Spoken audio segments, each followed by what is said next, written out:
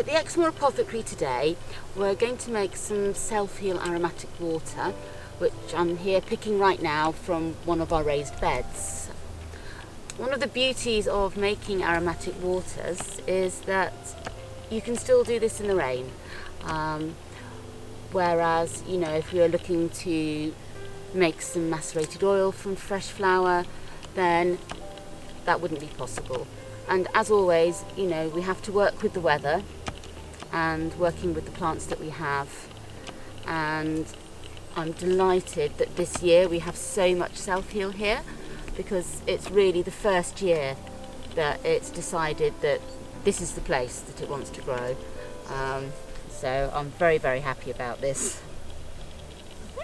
So also today, just so everyone knows, we are picking the flower spikes with some leaf to make the aromatic water, and this is my preferred way of doing it. And as you can see, we have some very small ones and some that are really getting quite big, and I do have a really wonderful amount of these lovely flower spikes in here. They're so pretty, and one thing I really love about self-heal is it does exactly what it says it's going to do. You know, it heals. And I sometimes think of it as being the herbalist herb. You know, who heals the herbalist? Oh, well, self-heal's always a good one to put in your mix.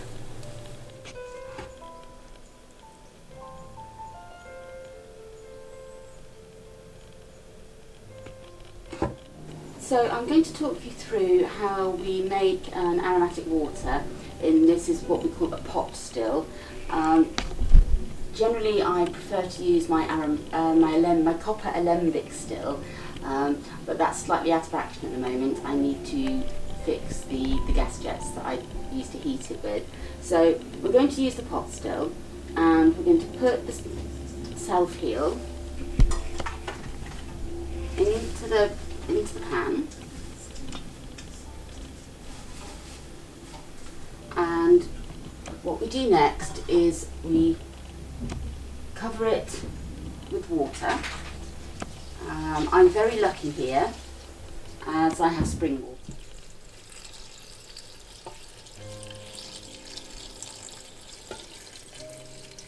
So having put the water into the pan just to cover the plant material in there, I'm now going to put the lid on,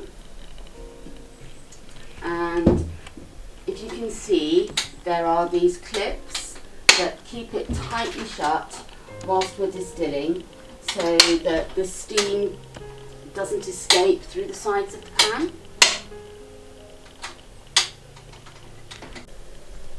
So I wanted to have another type of still for the times when, you know, perhaps I can't use the alembic, or if I want to run a couple of things at once.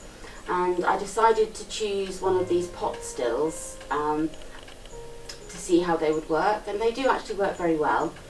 And I basically did an internet search, and it was quite reasonable, and I think it was probably about £85, and it's really very effective. And as you can see, really it's just a big pan with a tightly fitting lid that closes, and it has the cooling column on the top and a thermometer, which is really important because you can then see when the water inside is up to temperature and when we need to start cooling. So what will happen, we gently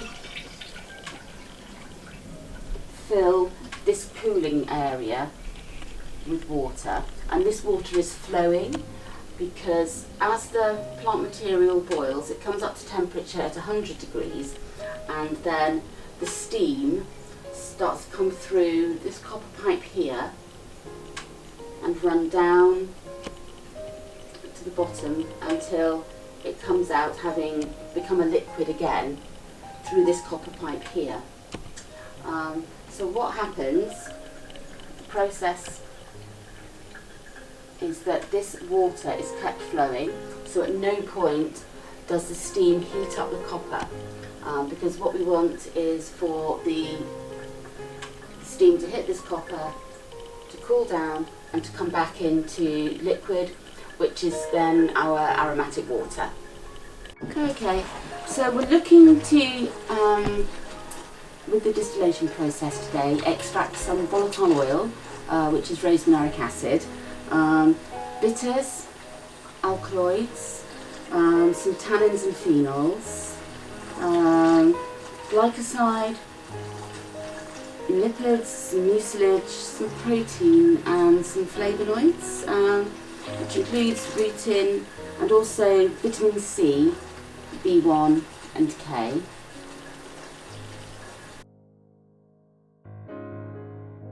And you know, their actions are really interesting. You know, mouthwash, you can put this to soothe inflammation in the eyes, which is a lovely thing. And it's traditionally used as a wound healer, so you know, you can make a really good wound cream using the oil and the aromatic water. And also for washing wounds, it'd be quite useful to have in your first aid kit. First thing to do is, you've got a wound, clean it, and then kind of go from there really.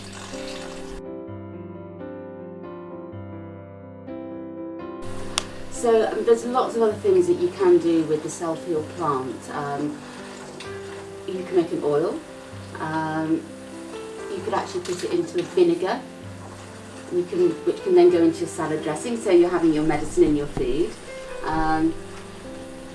Always we can make things into tinctures, but you know, there's nothing more pleasurable than going out into the garden, picking some fresh self-heal, which is looking so beautiful at the moment, putting it into your mug and making yourself a really lovely herbal tea.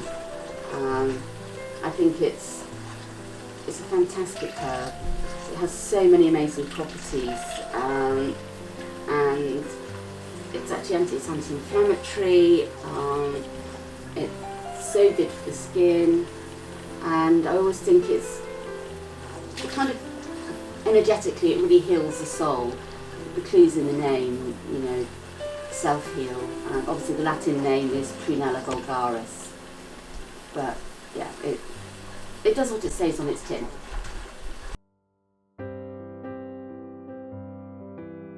So this is the tincture of the self-heal herb, and just pour it here, just a little bit. It's kind of got a very fresh smell, with a slight sweetness and earthiness, and it tastes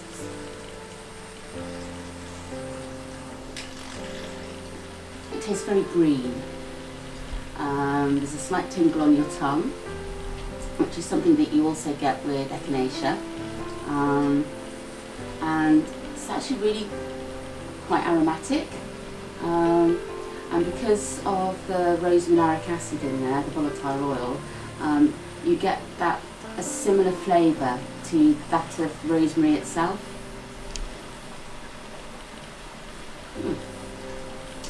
So I should be feeling very well today.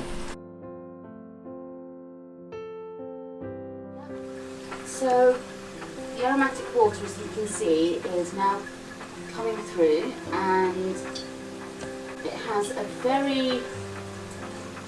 quite a fresh and green fragrance to it, and same type of taste as well. So the flavour is nice and delicate.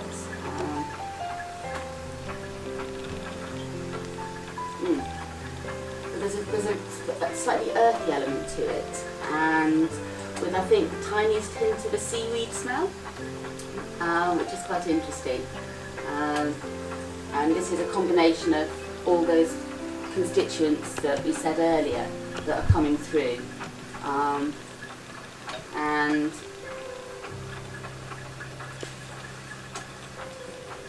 you get a hint of the taste of the rosmarinic acid as well, which is a volatile oil compound. And this is up to now 100 degrees in temperature, and I suspect we will probably get up to here, so maybe 1.5 litres of aromatic water from this rum.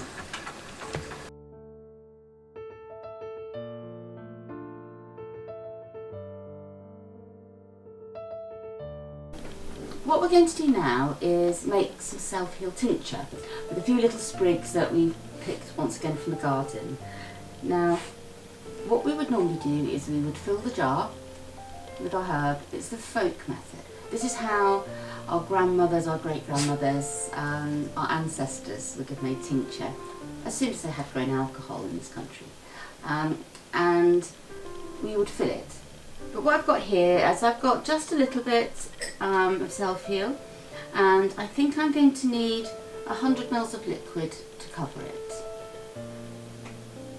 Now, I have here some very strong alcohol that was distilled this morning from some wine, country wines that didn't work out so very well, some rowan berry wine and some bramble wine. And we're going to use 50 ml of this in our tincture. So I just measured this out into the measuring cylinder. Yes, that's exactly right.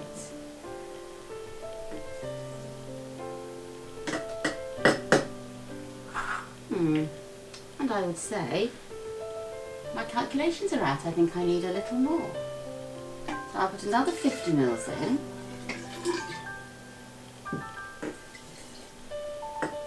And what I'm going to add now is the water phase of the tincture making process. And you can use spring water, you can use your tap water. But what we're going to do now is use the self-heal aromatic water that we distilled earlier today as part of this tincture, which to me, it really deepens the medicine, because in the aromatic water you've got both volatile oil components and also the non-lipid components. And then of course we're extracting further volatile oil with the alcohol. So to me it just really increases the medicine. It's a little bit of alchemy and maybe just that little bit of magic.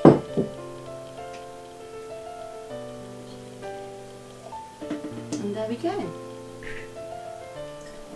I will come back every day to shake this tincture until it's ready to be pressed. And that's very simple self-heal tincture made with the self-heal aromatic water.